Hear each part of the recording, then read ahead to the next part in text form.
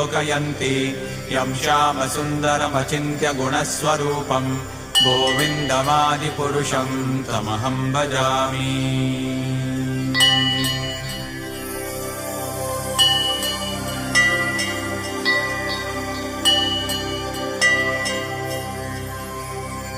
रामादिमूर्तिषु कलानियमेन तिष्ठन् नानावतारमकरोत् भुवनेषु किन्तु कृष्णः स्वयं समभवत्परमः पुमान्यो गोविन्दमादिपुरुषं तमहं भजामि।